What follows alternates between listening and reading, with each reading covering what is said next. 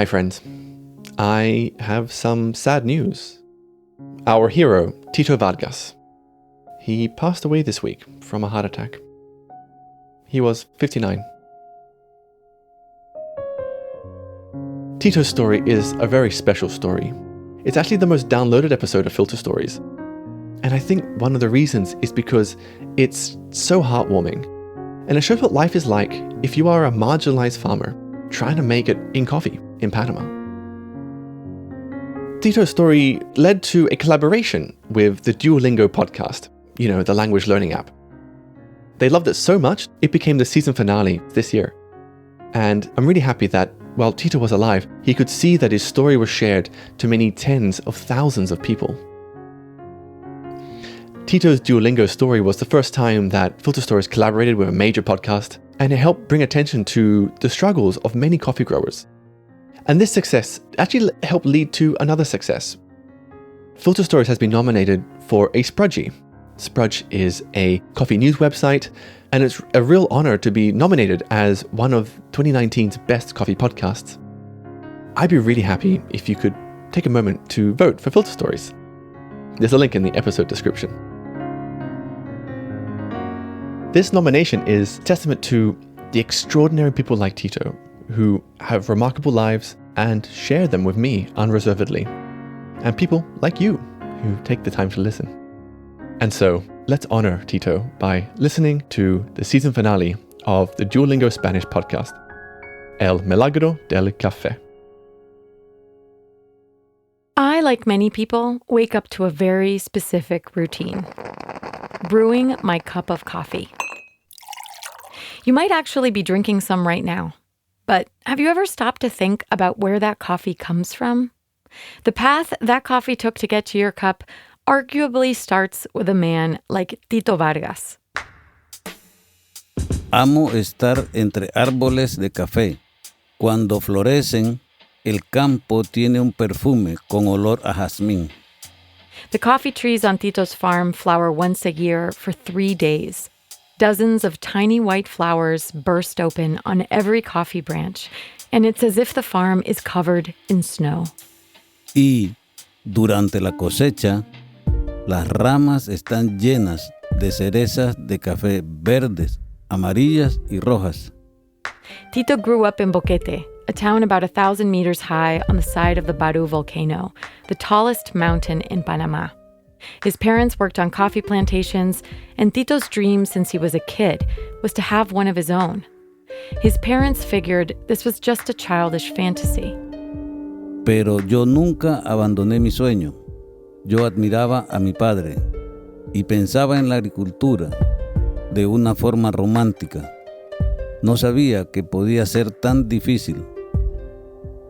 Tito's path wasn't only difficult, it was torturous. Each step forward would result in 2 steps back. To succeed at his dream, Tito was going to need persistence and something of a miracle.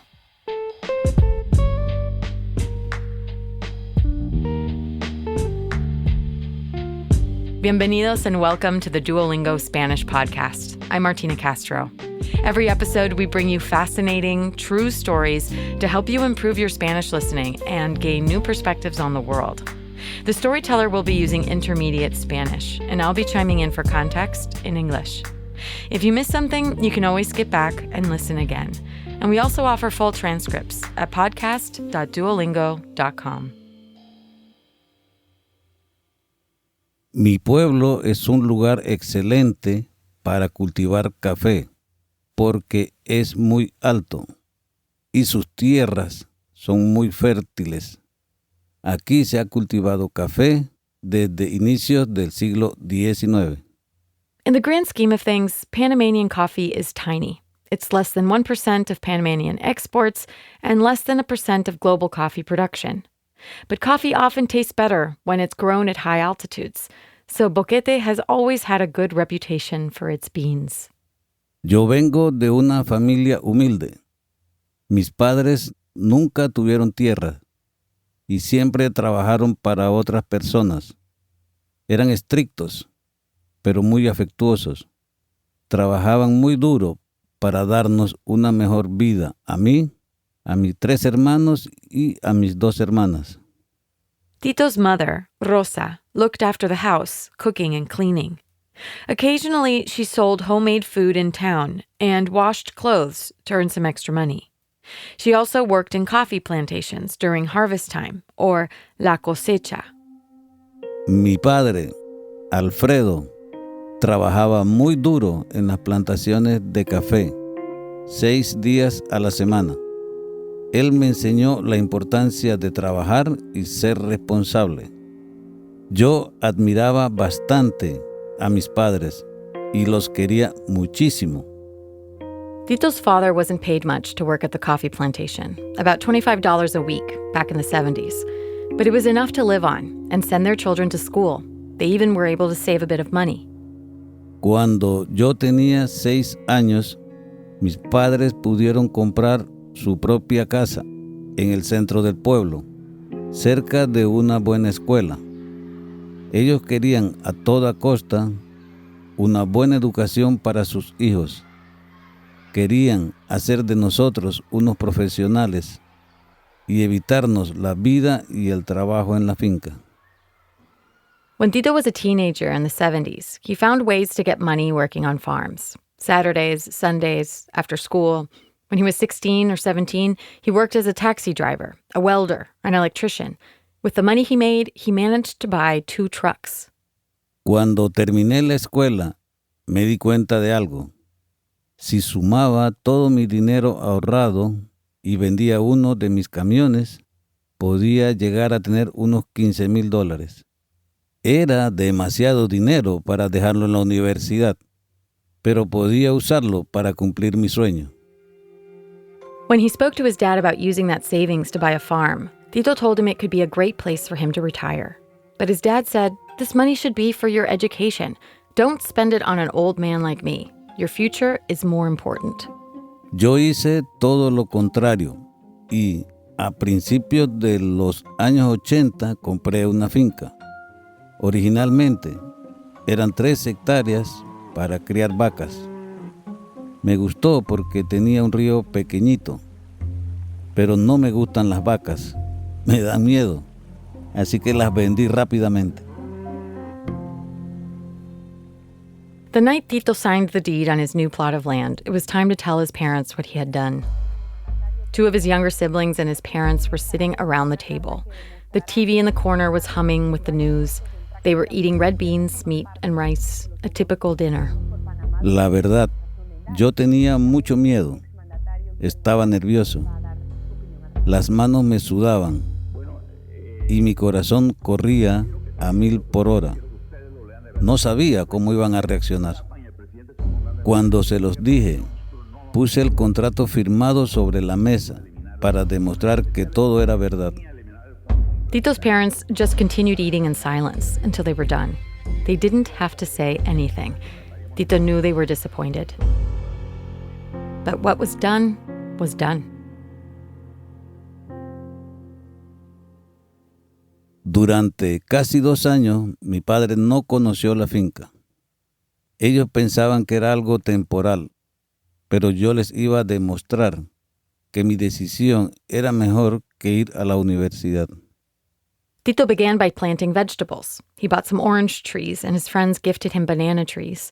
He didn't plant much coffee initially because it was expensive, but his goal was to eventually cover the farm in coffee trees. Los árboles de café son pequeños. Algunos crecen algo más de 2 metros y otros mucho menos. Tienen troncos y ramas delgadas, con hojas tan largas como la palma de una mano. Coffee is similar in some ways to cherries. They even call them cerezas de café. There's a pip, a seed on the inside of a sweet fruit the size of a little cherry. Then you take out the seed, roast, and grind it to make coffee. Plantar café iba a tomar tiempo y dinero. Pero más importante que eso, yo necesitaba la experiencia de mi papá. Él sabía cómo cultivar el café, y yo no realmente. As the years wore on, his parents began to realize that the farm wasn't a passing phase. Tito was serious about making a living off of it. So one day, his father finally agreed to help him. It was a Sunday, and he was dressed in his church clothes, nice shoes, a clean shirt. Salimos muy temprano por la mañana, junto con el sol, y caminamos montaña arriba durante 90 minutos. Mi papá vio la granja y le gustó. Fue una mañana fantástica. Caminamos e hicimos planes juntos. At 10 a.m., they opened a bottle of scotch and raised their glasses to their new venture. Mi padre era mi mejor amigo y mi maestro. Yo estaba muy feliz porque él iba a poder retirarse en esa finca y estar más tiempo conmigo. Por fin íbamos a ver los frutos de su trabajo en una tierra de nuestra familia. Tito's father wasn't sure what variety of coffee would work on a farm as high in the mountains as Tito's. The same variety of coffee will perform quite differently depending on where it's grown. Mi padre me recomendó plantar diferentes variedades de café para tener más posibilidades. And so Tito and his father began planting different varieties of coffee, geisha, caturra, and others. Each has its pros and cons. Caturra, for example, produces more coffee overall, but it's susceptible to many diseases. Geisha, which has no relation to the geishas of Japan, resists certain strains of disease, but overall produces less coffee. Pasaron alrededor de 15 años antes de poder llenar la finca de árboles de café, porque los plantamos poco a poco. Tito couldn't make money from the farm immediately. Each new coffee tree takes 3 years before it begins producing enough beans. That's why during the day he worked on the farm, and at night he worked as a taxi driver. 8 años después de comprar la finca, por fin tuvimos algo de producción. Me sentía muy contento al llenar canastas y canastas con cerezas de café cultivadas en mi tierra y la de mi familia. But Tito couldn't celebrate, because by that time, the price of coffee had collapsed. That's because for many years, there was an international coffee agreement, a cartel, that would limit coffee output as soon as prices dipped too low. Pero en el año 1989, los países no pudieron llegar a un acuerdo. The cartel had stopped working. The price of coffee fell lower and lower, with no end in sight. En los buenos tiempos, podíamos ganar entre 20 y 40 centavos de dólar por una libra de cerezas de café. Pero yo recibía menos de 10 centavos por libra. Fueron épocas muy duras. Tito's friends were graduating and they were doing fine, but Tito felt he wasn't. Muchos me decían que estaba loco porque insistía en seguir con mi plantación de café. His father suggested Tito keep the farm and treat it as a hobby. Don't invest much time or money, just let it be, he said.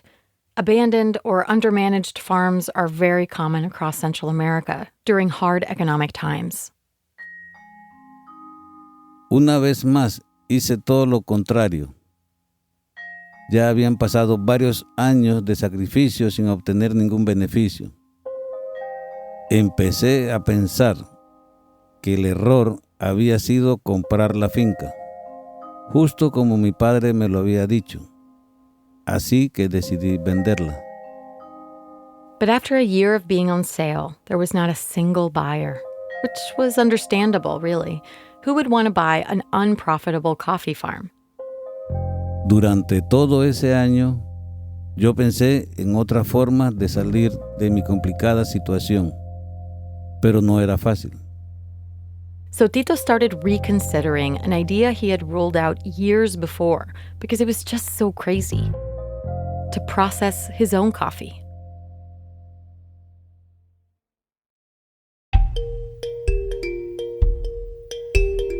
We'll get right back to the story in just a moment. But first, we want to tell you about a great way to support this podcast and continue practicing your Spanish. If you haven't already tried Duolingo, you can download it today and learn over 30 languages completely free. For even more convenience, like offline lessons and an ad-free learning experience, upgrade to Duolingo Plus. You can start your 7-day free trial of Duolingo Plus by going to duolingo.com/getplus.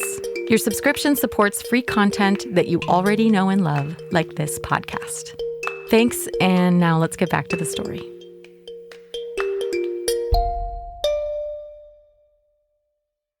Yo le vendía mis cerezas de café a unos molinos, pero pensé que podía ganar más dinero si copiaba lo que ellos hacían ahí. Instead of selling his coffee cherries to the molinos, or mills, that then sell to the roasters, Tito wanted to cut out the middlemen and go straight to roasting his own coffee. Cuando se lo dije a mi padre, él respondió, ahora sí estás loco de verdad. Será demasiado caro. Solo las grandes fincas tienen esos equipos. Sin embargo, yo decidí hacerlo.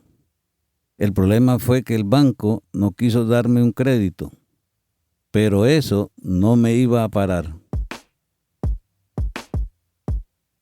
Once he was denied the loans he needed to buy machines, Tito decided he would build each machine on his own. He didn't have any money or blueprints. He had to figure it out by himself, with whatever scrap parts he could find. For example, one of the many machines he needed was a coffee roaster. Yo encontré un tambor de una lavadora vieja y desmonté el motor de un camión. Pasé meses tratando de hacer funcionar esa máquina. The first time he used it, he put it behind a wall for protection. No sabía si iba a explotar. Por suerte funcionó. Pero esa era solo una de muchas máquinas. It was a long process of trial and error. To get roasted coffee from freshly picked cherries, you need so many machines. A wet mill with washing tanks and depulpers. A dry mill to husk the coffee out of its dry parchment. A sample roaster. A full-sized roaster. Industrial coffee grinder. Label printers. Bag sealers. Durante ese largo proceso, mi padre se enfermó de cáncer. Tuvo que quedarse en casa y dejar de trabajar en la finca. Mi madre y uno de mis hermanos lo cuidaban. Yo vivía con ellos, pero tenía que seguir trabajando. Now it was just Tito and his bizarre handmade machines. The depulper, for example, was a stream of water hurling coffee down inverted pyramids through a giant corkscrew into a 3-foot hamster wheel with scrubbed coffee eventually splashing into a tub of water. Cerca del año 2000, yo ya producía café verde y tostado, pero tenía otro problema. Producía más café del que podía vender en el mercado local, que era muy pequeño. Tito's friends were making fun of him because of this. Finally, he was producing coffee, but now he couldn't sell it. To make them stop, he had another crazy idea.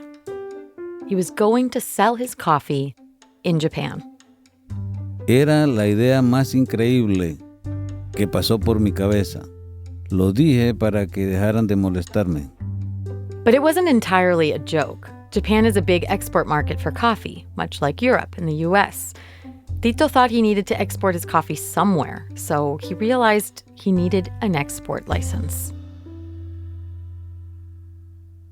Estaba en el proceso de pedir el permiso cuando mi papá murió.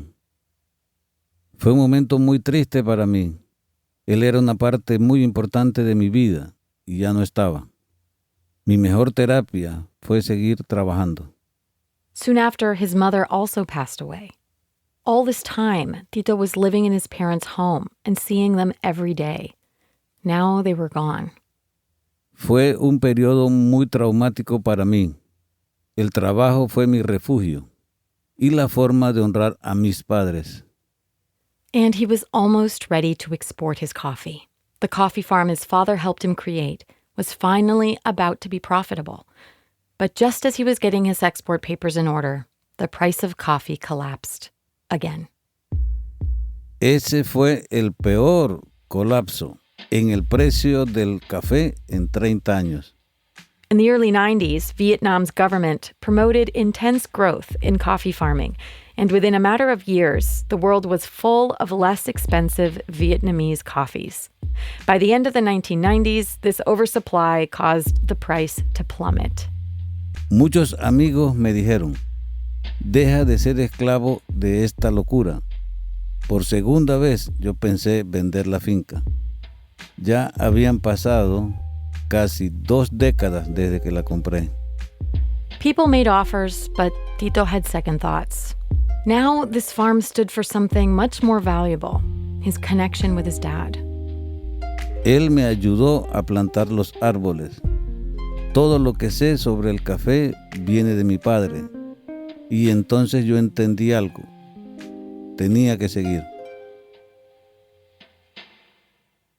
Around this time, tourism was booming in Panama, so Tito started offering coffee farm tours. After one of the tours, one of his guests, a man from Japan, introduced himself as a coffee buyer. Me pareció que él estaba muy interesado en los árboles de café geisha. Geisha is the varietal that Tito's dad suggested they plant to hedge their bets. But Tito had heard so many people say they were interested in buying and not end up buying anything that he didn't expect much from this visitor. Pero un día recibí una carta por correo. Era del comprador japonés y quería un primer envío de café a Japón. Me quería pagar $1.90 la libra. Era un milagro. No podía creerlo.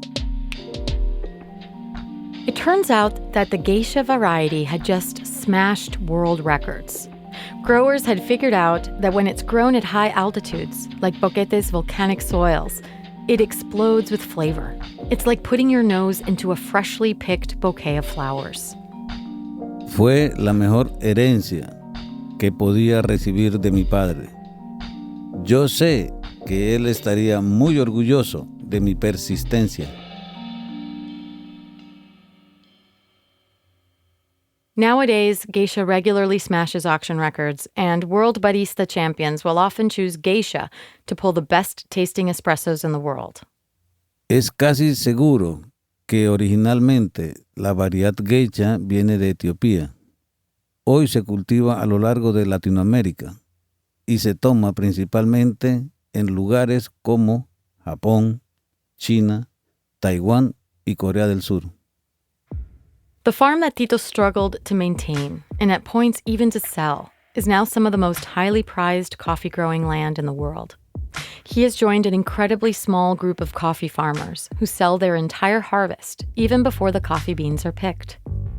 Yo también he tenido éxito en las competencias de los mejores cafés de Panamá. Ahora tengo un grupo de 4 personas que trabaja conmigo y en 2018 pude viajar por primera vez a los Estados Unidos de vacaciones. It was the first time he had ever bought a plane ticket for pleasure. Le di a mi café el nombre de Royal, usando las iniciales de mis padres, Rosa y Alfredo. Estoy lejos de ser rico, pero tengo un negocio sustentable y ese siempre fue el sueño de mi vida. Sigo trabajando entre los árboles de café que cuando florecen dejan un perfume a jazmín.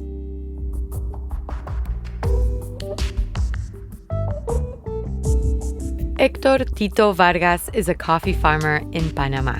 His farm is called La Milagrosa, or The Miraculous. This story was produced by James Harper, the host and producer of Filter Stories, a storytelling podcast about coffee. You can find a link to it at podcast.duolingo.com. This is our last story of this season, but we'll be back with more new episodes soon. In the meantime, we'd love to know what you thought of the stories we've brought to you so far. You can send us an email with your feedback at podcast@duolingo.com. You can also subscribe at Apple Podcasts or your favorite listening app so you never miss an episode. This podcast, like everything Duolingo does, was made possible by the ongoing support of Duolingo Plus subscribers. With Duolingo Plus, you can learn Spanish and over 30 other languages, as well as access amazing features like offline lessons for when you travel.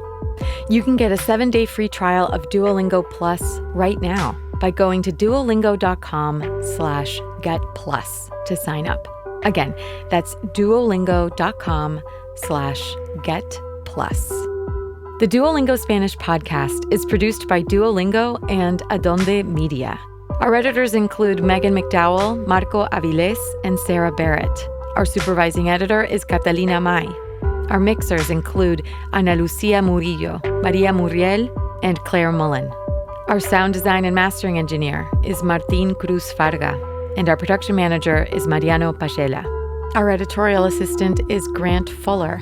Our story hunter is Lucia Villavicencio. The music in this podcast is by Blue Dot Sessions. I'm the executive producer, Martina Castro. Gracias por escuchar.